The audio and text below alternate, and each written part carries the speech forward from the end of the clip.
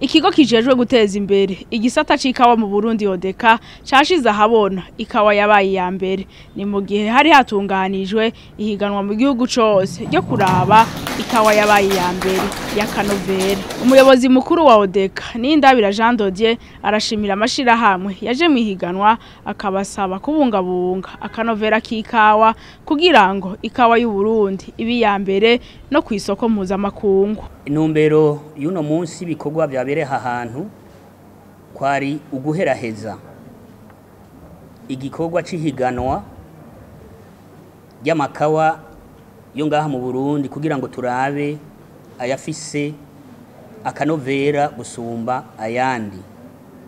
Ayo mahiganwa rero yabaye mu misi iheze akozwe n'amashira hamwe arenga 25 bazanye ikawa ryabo amayeshantiyo arenga 205 twari gutoramo rero ayafise akanovera kanini kugira ngo n'ikawa ryabo rizoshobore kugira agaciro kari hejuru kuko ikawa ry'u Burundi rigurishwa ku gaciro ku kanovera uko akanovera kagwira niko n'igiciro gitegerezwa kuduga. Hanyuma ni amahiganwa yabereye ku rwego rw'igihugu ngaha mu Burundi abashoboye kuba ba mbere bazoshobora kubandanya ayandi mahiganwa yo mu karere ndetse no mu bindi bihugu. Ikigo Odeka kirateye akamo abarimyi b'ikawa kubandanya bitaho ico gitegwa. Ico bategerezwa gutahura nuko iki gisata kimaze imyaka irenga 33 kiri mu minwe y'abikorera utwabo.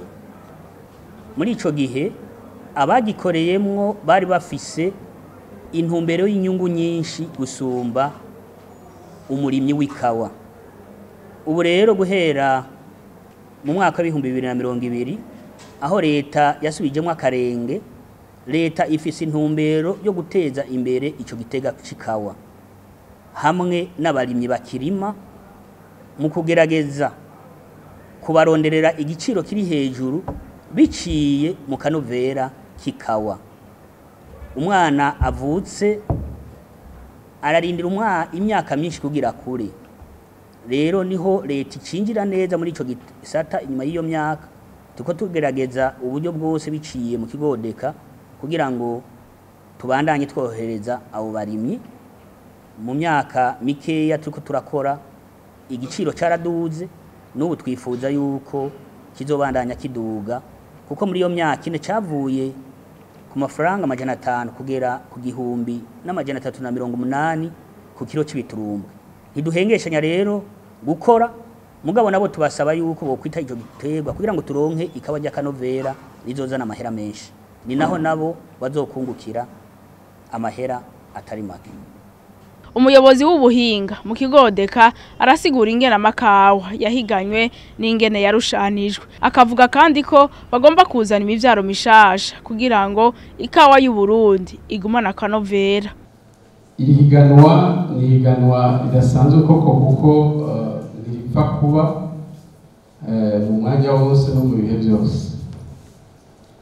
Riba iyo isizere yo gutegura ikawa yaje iva mu mirima igashika mu matonorero hanyuma igahingurwa hanyuma igaca ikurikirana rero iryo higanwa kugira ngo turabe ababaye abambere abanyabuhinga babushitse. Ni higanwa kandi bigamije kuraba umwe wese aho aherereye kugira ngo nawe aje mu higanwa n'abandi yongere amenye ubunenge buri mu ikawa yiwe hanyuma abone kuja guhiganwa mu rwego mpuzamakungu. Ikawa barabikora n'ubu kandi n'ibindi ico bategerezwa kubikora kuko ni ni umwuga kandi bategezwa kubyumva. Aho rero bonyine ntibobishobora, bategezwa gufashwa na twebwe, na leta, na odeka, eka twese abarundi twese, kuko ikawa ifasha igihugu cyose, abarima ikawa n'abatayirima.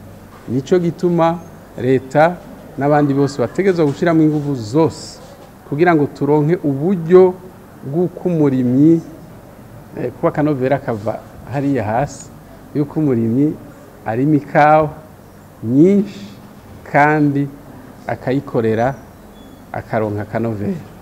Hariho rero imigambi iriko irakorwa, turiko turiyumvira cyane cyane kurima ikawa bita biologique, ituma ata gatosi kaza muri iyo kawa.